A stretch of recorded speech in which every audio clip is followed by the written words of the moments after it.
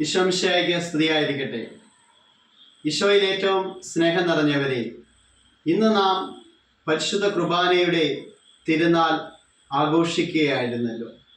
പരിശുദ്ധ കുർബാനയിലൂടെ ഓരോ നിമിഷവും ഈശോ നമ്മുടെ ജീവിതത്തിലേക്ക് ചൊരിഞ്ഞുകൊണ്ടിരിക്കുന്ന നന്മകൾക്ക് നമുക്ക് നന്ദി പറയാം. ഇന്ന് ഈ തിരുനാളിൻ്റെ ആനന്ദത്തിൽ നാം ആയിരിക്കുന്ന ഈ സമയങ്ങളിൽ നമ്മുടെ ജീവിതത്തെ നമുക്ക് പരിശുദ്ധ കുർബാനയിലേക്ക് സമർപ്പിച്ച് നമുക്ക് പ്രാർത്ഥിക്കാം.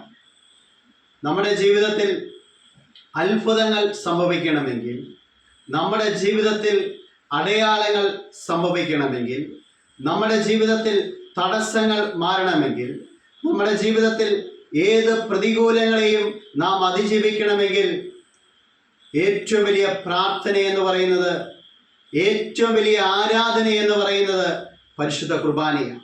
പ്രിയപ്പെട്ടവരെ, നമ്മൾ മനസ്സിലാക്കണം, പരിശുദ്ധ കുർബാനയിൽ അഴിയാത്ത ഒരു കെട്ടുമില്ല. പരിശുദ്ധ കുർബാനയിൽ മാറാത്ത തടസ്സങ്ങളില്ല.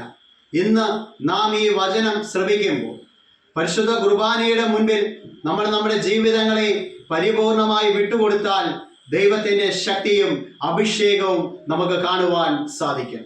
പരിശുദ്ധ കുർബാനയിലൂടെയാണ് ഈശോ നമ്മുടെ ജീവിതത്തിലേക്ക് ഇടപെടുന്നത്. കാരണം പരിശുദ്ധ കുർബാന എന്ന് പറയുന്നത് ഈശോ തന്നെയാണ്. ഈശോ പറയുന്നുണ്ട്, യുഗാന്ത്യം വരെ എന്നും ഞാൻ നിങ്ങളോട് കൂടെയുണ്ടായിരിക്കും. അതേ പ്രിയപ്പെട്ടവരെ, പരിശുദ്ധ കുർബാനയിലൂടെ ഈശോ നമ്മുടെ കൂടെയുണ്ട്. നമ്മുടെ വചനം കേൾക്കുന്നുണ്ട്. നമ്മുടെ ദൈവം നമുക്ക് സമീപസ്ഥനാകുന്ന ദൈവമാ. നിയമാവർത്തന പുസ്തകം 4:7 പറയുന്നു, നാം വിളിച്ചപേക്ഷിക്കുമ്പോഴൊക്കെ നമ്മുടെ ദൈവമായ കർത്താവ് സമീപസ്ഥനായിരിക്കുന്നത് പോലെ ദൈവം ഇത്രയേറെ അടുത്ത് വസിക്കുന്ന ഏത് ശ്രേഷ്ഠ ജനതയാണുള്ളത്. ദൈവവചനം നമ്മളെ ഓർമ്മപ്പെടുത്തുകയാ, പരിശുദ്ധ കുർബാനയിലൂടെ ഈശോ നമ്മുടെ അടുത്തുണ്ട്, നമ്മുടെ ജീവിതത്തിലുണ്ട്. നമ്മളത് തിരിച്ചറിയണം.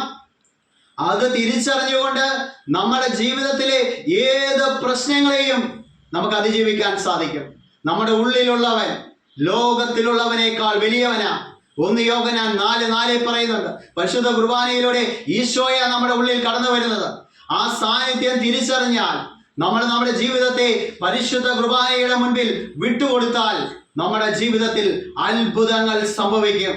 പ്രിയപ്പെട്ടവരെ, അവിടെയും ഇവിടെയും ഒന്നൊക്കെ ഓടി നടന്ന് നമ്മൾ രക്ഷ നേടാനോ അനുഗ്രഹം നേടാനോ നമ്മൾ ഓടി നടക്കേണ്ട കാര്യമില്ല. നമ്മൾ നമ്മളെ തന്നെ ദൈവത്തിന് വിട്ടുകൊടുത്തുകൊണ്ട് നമ്മൾ നമ്മുടെ പാപങ്ങളെ ഓർത്ത് അനുതപിച്ച് കുമ്പസാരിച്ച് വിശുദ്ധീകരിക്കപ്പെട്ടുകൊണ്ട് നമ്മൾ പരിശുദ്ധ കുർബാന സ്വീകരിച്ചാൽ നമ്മുടെ ജീവിതത്തിൽ അത്ഭുതങ്ങൾ സംഭവിക്കും. നമ്മുടെ ജീവിതത്തിൽ ഏതെങ്കിലും മേഖലകളിൽ തടസ്സം നേരിടുന്നുണ്ടെങ്കിൽ, പ്രശ്നങ്ങളിലൂടെ കടന്നു പോകുന്നുണ്ടെങ്കിൽ, പ്രതിസന്ധികളിലൂടെ കടന്നു പോകുന്നുണ്ടെങ്കിൽ, ഈ വചനം ശ്രവിക്കുമ്പോൾ നമ്മൾ ഒറ്റൊരു കാര്യം ചെയ്താൽ മതി. നമ്മൾ ശരിയായി അനുതപിച്ച് കുമ്പസാരിച്ച് വിശുദ്ധീകരിക്കപ്പെട്ടുകൊണ്ട് നമ്മുടെ ഇടവക ദേവാലയത്തിലേക്ക് കടന്നു ചെന്നിട്ട് ആ ബലിവേദിയിൽ നമ്മുടെ ജീവിതത്തെ ഒന്ന് സമർപ്പിച്ച് വിട്ടുകൊടുത്താൽ അത്ഭുതങ്ങൾ സംഭവിക്കും. കാരണം ദിവ്യകാരുണ്യം എന്ന് പറയുന്നത് മുറിവേറ്റവന്റെ മുൻപിൽ മുറിക്കപ്പെടുന്ന അപ്പമാ. നമ്മൾ പരിശുദ്ധ കുർബാനയിലേക്ക് നമ്മുടെ ജീവിതങ്ങളെ സമർപ്പിക്കുക. കാരണം ഈശോ തന്നെയാ പരിശുദ്ധ കുർബാന എന്ന് പറയുന്നത്.